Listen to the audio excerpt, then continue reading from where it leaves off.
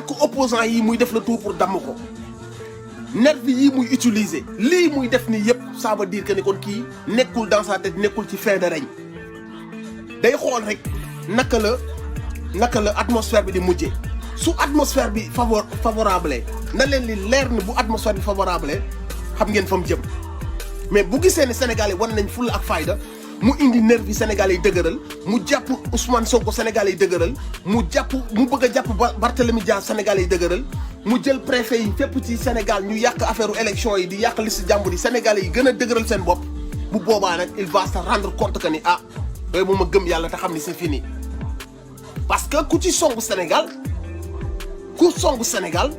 jeunesse bii ma gis nii ak mer bii may sentir nii bis bu jugee barke alxuraan su ngeen demoon wooyu George Bush ak Tony Blair ak Sarkozy ñu indi leen seen i armée mënu leen a arrêté mer bii may gis ci jeunes yi boobaak léegi nag ñi ngi jéem a xool naka lañ calmer jeunes yi naka lañ waxee ci wax boo xamante si nii day dal mais mer àgg na foo xam si nii doom dootul déglu sax bàyyi waxuma la ak mu ñëw di déglu ay nit yuy wax sur internet yéen a ngi merloo Sénégalais yi yéen a ngi pousser Sénégalais yi à bout jox leen Sénégalais yi seen droit bàyyi leen parparloo bi ngeen def yéen préfet ak sous préfet yi liggéeyu lu leen Macky Sall liggéeyu lu leen APR Sénégal moo leen di fay amu leen droit far ab procureur amul droit far ci parti ab procureur dafa war a nekk lu texte yi wax mu appliquer ko juge dafa war a fekk juge boo xamante si nii da ngaa jàng nekk xale bokk ci ab koñ yàlla di la dimbali di la suturaal ba jox la poste juge sénégalais yi di la fay salaire bu mat sëkk teg la ci condition yow da nga fay war a nekkal sénégalais yi war ngaa rus ñu lay xool di la liggéeyloo di la def loolu sale boulot ngay xool ban période ngay woo Barthélémy Dias ban période nga koy déstabiliser ban période nga koy dugal ci dans une situation boo xam ne au lieu que mu focus ci candidature am day nekk ci dajale ay mbooloom jubali tribunal def ay conférence de presse sénégalais yi ragal ko mu def ay discours gars yi naan kon lii la defoon nga bëgg a créer benn embrouille autour de sa personne juge waroon naa bañ loolu tey jii nii ak tension bi fi mu toll ak problème ak situation mars bi ñu jógee juge bu fekkoon am na tuuti wisdom am na tuuti sagesse bu nekk si moom dina ne période bi c'est très délicat pour me convoquer ci Barthélémy Dias dinaa bàyyi ba élection yi jàll wala pour deru justice wala pour setal justice dinaa bàyyi ba élection yi jàll ba neer yi calmé wu may doog a dans le calme et dans la sérénité convoquer Barthélémy Dias mais woo Barthélémy Dias au lendemain bi ñu ko joxee mu nekk candidature waaye Yewwi Askan bi mu nekk seen candidat officiel le lendemain au lieu que nga bañ ñu wax ci loolu nga ni telle convocation Barthélémy Dias kon yow juge bi ko woo yaa ngi jouer le jeu du pouvoir te bokk nga ci tension bii nii yéen a ngi bokk ci ñu yëkkati tension bi parce que ñu ngi waxaat waxi résistance ñu ngi waxaat waxi accompagner Barthélémy Dias au tribunal il suffit ngeen yónni seen alkaati yi benn lacrymogène bu tàkkee affaire bi mën na tàkk ci Sénégal bi yëpp parce que lu ngeen am doole ba yaakaar ne am ngeen ko doole peuple bi moo leen ko ëpp doole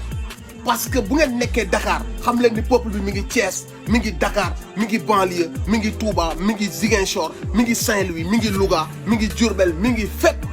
su ngeen yoroon ay ballu fetal di tirer sax balaa 10 heures seen ballu fetal yi jeex te peuple bi du jeex su ngeen yoroon ay lacrymogène balaa 10 heures seen ballu lacrymogène dina jeex te askan bi du jeex donc fitna bii ngeen di jëm a woote su ngeen bàyyiwul fitna bi si seen kaw lay dalaat yéen ak fu ngeen mënta nekk ci Sénégal parce que ku leen nax ba ni leen vous êtes à l'abri da leen di nax vous ne pouvez pas être à l'abri nous sommes tous dans le même bateau bu ngeen demee ba naagu ba laal fi ay leaderu jàmbur ba toroxal fi ay leaderu jàmbur ba song fi ay leaderu jàmbur bu nit ñi jógee parce que leader yooyu noonu nekkuñu ay leader yam ci baye boo ngeen nangu ndogal buñ doon ay leader yam ci ngeen mën leen a néewal doole mais duñu ay leader yam ci dañoo nekk les leaders du peuple dañoo nekk des gens yoo xam ne fu askan bi musee jooy fu askan bi musee soxla ku ko xeexal fu askan bi musee bëgg ku ko taxawal ñoom dañoo yàgg a taxaw ci kanamu askan bi donc ñooñu duñ ay leaders isolés ce sont des leaders du peuple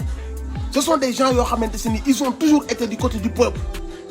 donc ñooñu bis bu ngeen leen laalee wala ngeen jéem leen teg benn fitna bu weesu fitna yi ngeen leen tegoon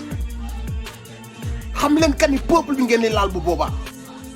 te bis bu peuple bi jugee tolloon nañ fi jamono joo xamante si nii dañ leen cee génnee ndax ay ñaan njekk ak ay négocier ak ay masla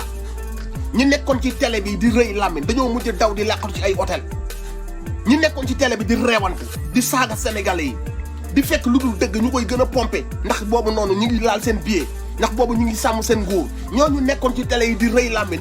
mois de mars ñoom ñëpp ay tapet lañu danoo daw làqatu yi ci biir Sénégal ñeneen ñi di xool naka lañ génne Sénégal ñeneen ñi tëj seen i kër ñeneen ñi dem ay hôtel ñu naan leen déedéet du ngeen dugg suñu hôtel parce que dañ leen fi fekk toj ko ñu nekkoon ci fitna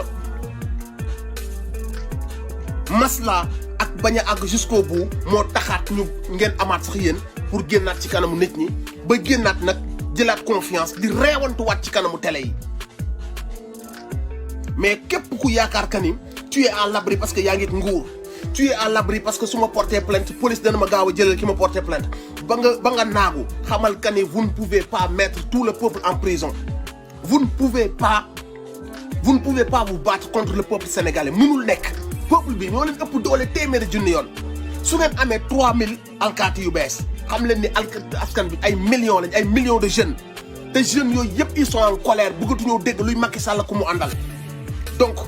da ngeen war a respecter le peuple sénégalais mënuñu boole xiif mar dund bu cher loyer yu cher mënuñoo faju mënuñoo lekk di dee ci géej gi amuñu sécurité amuñu dara ba pare ñu war koo booleeg ay gëdd ay dóor ay fitna ba pare jàkkaarloog nit yu tekkiwul dara ñuy sàcc suñuy milliards di ko séddoog seeni doom di ko jox caga ji bis bu nekk ñu jëndal benn caga oto 13 millions suba ñu yóbbu caga ji Dubaï ginnaaw suba seen doom yi nekk Chicago ak Paris di dawal ay Porsche di dëkk ci hôtel yi gën a mag ñu war a boole loolu nag naqar boobu nag ñu war koo boole ngeen toog ci télé yi di nu saaga ba noppi yónnee alkaati ñuy dóor loolu moom mënatul continuer askan bi sës na ndegam mënu leen jox askan bi liggéey ndegam askan bi bu génnee na leen régler leen ñu mbënd bi ngeen sàccaat xaalis bi ndegam askan bi bu génnee ay milliards jox leen ne dañoo bëgg ngeen saafaral ñu ndox mi di taa xaalis boobu sax da ngeen koy sàccaat ndegam askan bi lépp lu mu leen fay ngeen jël ko dugalaat seen poche yéen xamu leen lan mooy robinet bu coupé xamu leen lan mooy courant bu coupé xamu leen lan mooy génnee nañ ma location bi ñu ngi may menacé de génnee xamul leen lan mooy damaa defoon prêt banque mi ngi may harcelé man ak sama njaboot xamul leen lan mooy sama doom yi maa ngi ay doom yu am 30 ans mënuñoo fexe ba takk jabar mënuñoo fexe ba am liggéey xamul leen yooyu yëpp sàcc ngeen alalu sénégalais yi ba nga xamante ni seen position may na leen ngeen dund ci luxe di dund dans l'extravagance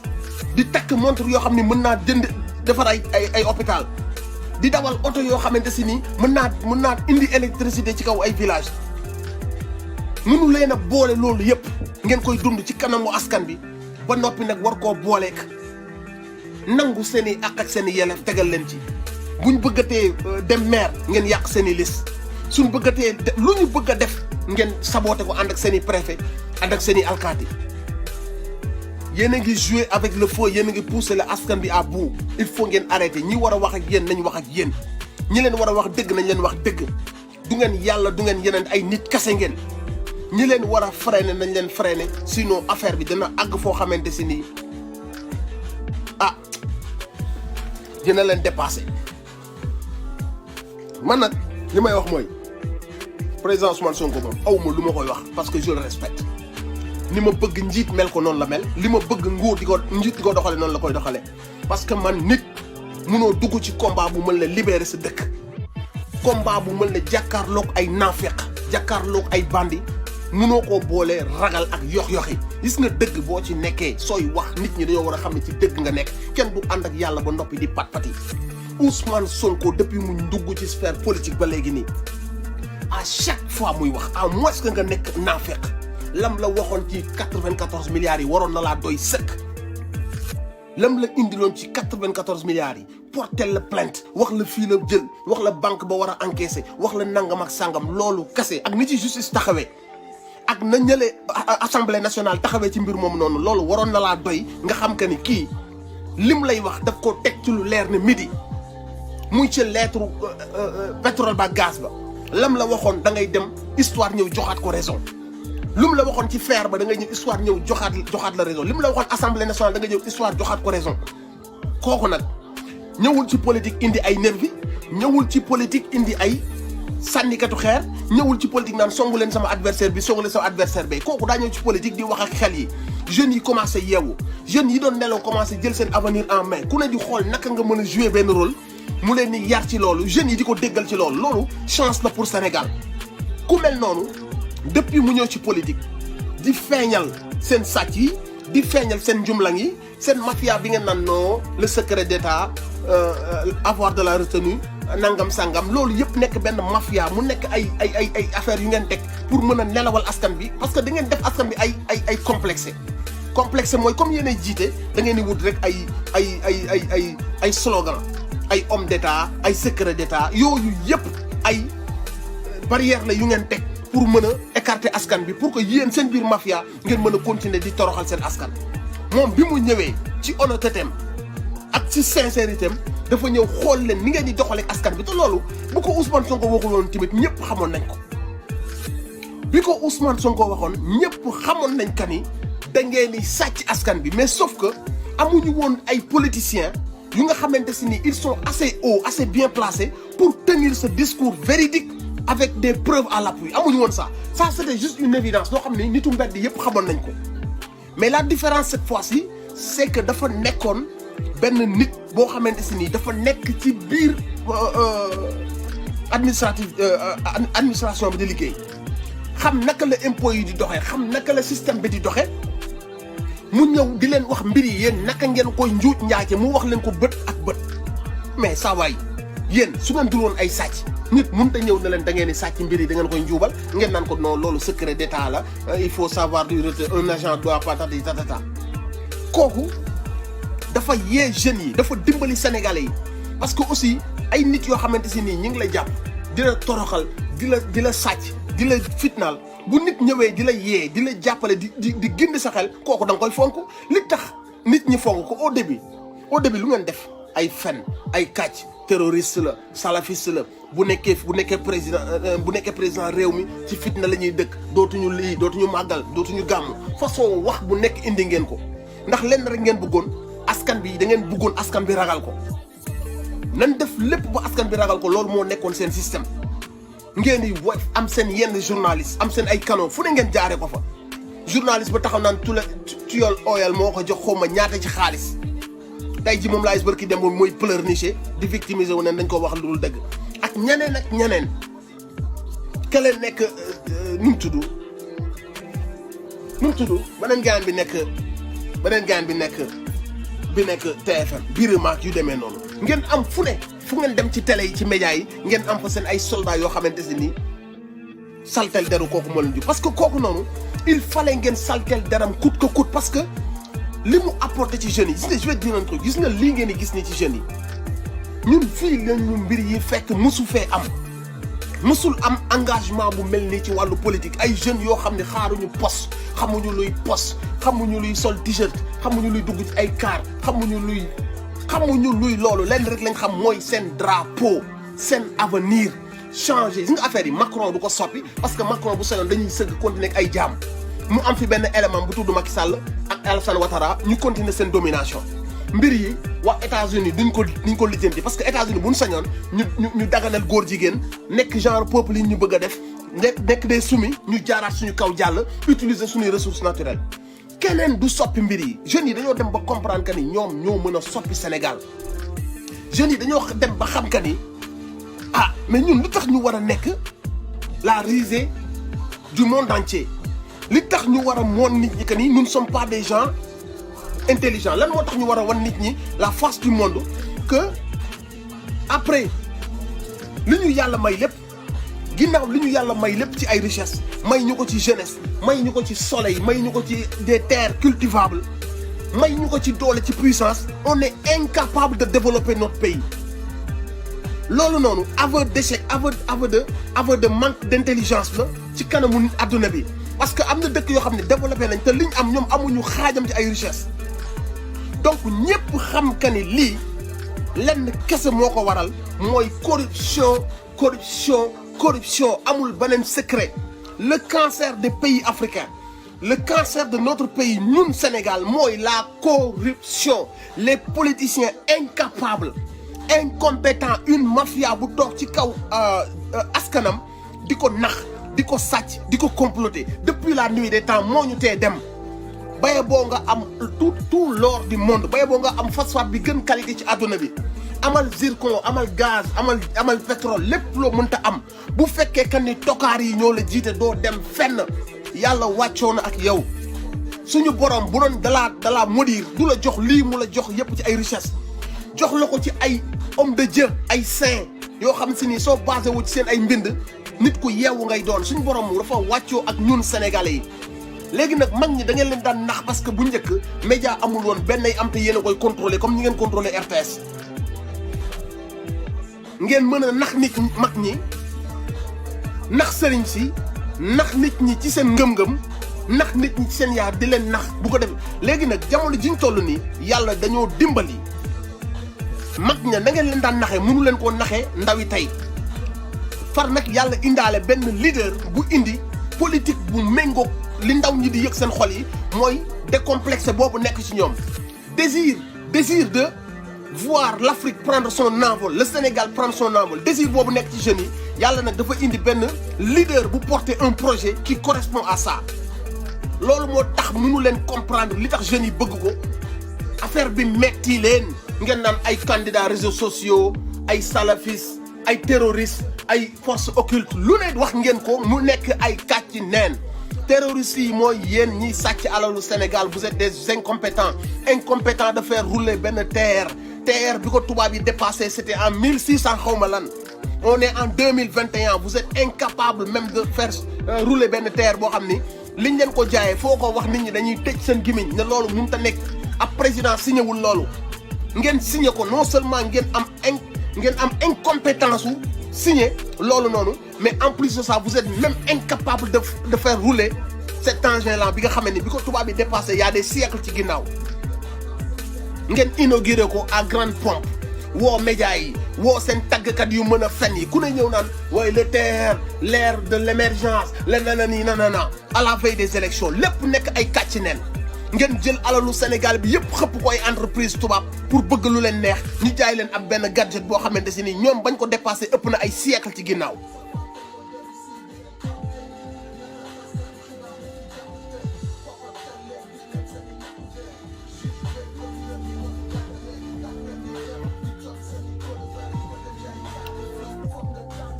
léegi nag ndaw ñii nga gis ni ak jël bi ñu jël conscience de li leen yàlla may ak liñ mën a doon loo xam ne bu ñu amee njiit yu baax mën nañ koo doon machine boobu nag ngeen bëgg a arrêté mënu leen koo arrêté parce que gis nga nit am na fu muy toll ak benn degré bu muy am de désir de génn ci yow nga ni ko déedéet foog mu continuer laa nelawal moom désiram de génn ci mooy ëpp doole sa envie de continuer koo nelawal boobu noonu jeunes yi foofu lañ toll yéen a ngi jël xaalis di tuuf site yi yéen a ngi jël xaalis di fay ay nit pour ñu fenal gor ñi ba léegi ça ne prend pas forme ça ne prend plus forme parce que les gens ne sont pas dupes ña doon nekk di leen di kaasal askan bi yaakaar ni peuple bi dañ leen topp sax bu ngeen leen fayee ba ñu wëlbatiku contre peuple bi léegi bu ñuy wax kenn déglootu leen fii da ngay wax dëgg ñu déglu la ngay wax ay kàcc xale bi gën a ndaw moo lay xool ne yow da ngay fen vous ne pouvez plus tromper les gens les temps ont changé nit ñi dañoo sonn dañoo maar un pays tellement riche au niveau de son sous-sol tellement riche au niveau de sa jeunesse le soleil de sa terre loolu yëpp mu am ko ba noppi dëkk ba amuñu lu ñu lekk amuñu lu ñu naan dund ba daal di cher réew moo xam ne buñ bayoon lekk du fi jar dara dund du fi cher mais Sénégal léegi nit ñi lekkatuñ lu neex dañuy suturlu rek pour bañ a xiif nit ñi ku yoratul big money doo dund da ngay suturlu nii rek dans le vent location yi di tegaloo ci kaw borom kër yi nga war a fay sa jàng doom yi fourniture yi ñëw cher lépp ñëw cher muy am sortie d'argent te du am benn rentrée d'argent mu am ay politiciens yu arrogant yu yaradiku yu bañ sénégalais yi yoo xamante ni à chaque fois ñuy wax arrogance ak mépris la ñuy wax ak sénégalais yi ànd koog réewande boo xam ne kenn xamul dayoo bi fu mu toll ndax lan ils sont en confiance nguur la ñu àndal justice dina leen protéger wala bu ñu porté plainte ñu jàpp ki ñu porté plainte ñu nekk ci aise boobu noonu ba mu jaral leen wax ak sénégalais yi ak compassion sax xalaatuñ ko ak réewande la ñuy wax ak sénégalais yi ak sañ-sañ la ñuy wax ak sénégalais yi loolu nag dañoo gis benn opposant bu ñëw di fàttali nit ñi jàmbaaru Sénégal yi parce que Sénégal musul ñàkk ay jàmbaar donte yàgg na am ay naafeq ñu tëj Mamadou Dia mu am koo xam si dafa ñëw di fàttali njàmbaar gi newoon ci ñoom Cheikh Anta Diop njàmbaar gi newoon ci ñoom Mamadou Dia boo remoon wala njàmbaar gi nekkoon ci ñoom Thomas Sankara et autres ñu gis leader boo xamante ne nii li mu leen indil ça correspond à loolu noonu muy ci discours muy ci dëggu parce que aussi discours bu dëggu wax bu yenu maanaa nit kuy wax lu xel mën a dégg boo ko gisee da nga koy xam soo nekkee naa fekk nag sa xol day rejeté loolu mais boo nekkee nitu dëgg wala may dee ñu naan nitu fitna la ñu bëgg fitna la ñu bëgg yéen daal fii ak nit ki mi ngi noppi nangoo nekk seen jaam du nitu fitna su nit ki nangoon na ko ngeen yeew ñaari tànk yi yóbbu kaso amul problème su nit ki nangeen noppi ngeen yónni seen ay nit seen ay nervi di ko dóor mu noppi amul problème su ngeen day sàcc élection yi mu noppi non amul problème su ngeen ko day complot ba koo tëj mu noppi ngeen lem ko yóbbu kaso bu noppi woon du am problème mais su nangoo su kooku paree pour wax dëgg pare pour défendre boppam pare pour yee nit ñi ngeen ne non nitu fitna la daa bëri problème fii ak nit ki mu ngi nekk à votre service nekk quelqu'un de soumis ngeen koy dóor a ko tëj da ngeen naan ku baax la mais su réclamer ses droits wala mu dëggal boppam ngeen ko ni non kii baaxul kii lii kii laa kii bëggul suñ mag ñi kii dëmm la kii salafiste la kii terroriste la kan mooy terroriste dans tout ça kan moo terroriser peuple am kan mooy président bi ànd ak ay nervi ci kanamu au vu et au su de tout le monde kanamu kilifa yi kilifa diine yëpp nëbboo leen ko nëbboo ko kilifa aada yi nëbboo ko jigéen ñi nëbboo ko xale yi dem di jàngi école sax xam nañ que ni le président roule avec des nervis ci biir réewam nervi yi dugg Saint-Louis di toj bopp jigéen ñi dugg biir Fuuta sa biir dëkk fa nga ne woon yaa ko moom nga ànd ak ay nervi ñuy jàpp say doom say jarbaat say sët di dóor di dàq ay ponkal yu entraîné ba toll ngan di nit ñu ñàkk jom xale yu ndaw yëpp xam nañ que ni yow ci biir dëkk boobu loolu ngay def ci biir dëkk boobu noonu à quel moment la ñuy wax que ni moom daa yaru daa baax di wax non bàyyi leen naa fekk bi ku yaru di ak ku yaru ku baax bokkul ak kuy jouer un rôle vicieux on peut tous faire semblant mënoon naa ñëw fii ci yéen di def nii waaye di muuslu mënoon naa ko def nañu bàyyi di jouer à l'hypocrite nit mun a ñëw wax ndànk sol yëre bu set dana nii ndek ci suuf li yàq lépp mi ngi koy def ci suuf kon nañu bàyyi di wax ka ni kii seddal baat di def nii ki def nii mooy ki yaru kookooy ki yées ci àdduna parce que nit mën na ñëw seddal baatam sol yëre yu set ñëw daal di nuyoo ñaari loxo toog te c'est le plus grand pervers du pays nañu bàyyi di naafeq fii terroristes yi xam nañ leen ñi ànd ak ay nervi réew mu mel ne dëkk bu mel ne Casamance ak son passé assez triste ñu dem ba amaat espoir amaat leader boo xamante si ni tolloo naag jamono ànd naag seen jeunesse mën naa yëkkati waat la Casamance la zone sud mën naa yëkkati waat Ziguinchor amu leen lenn lu ngeen def ndurul xam bu fa ay nervi et l'histoire de nervi là mënoon na yeewaat ay démons mënoon na yeewaat ay fantômes l'histoire des nervis yu ngeen dem def ko Ziguinchor mënoon na am leneen lu mu yee loo xam ne góom boo xam ne presque cicatrisé na woon ba nit ñi commencé xool vers le futur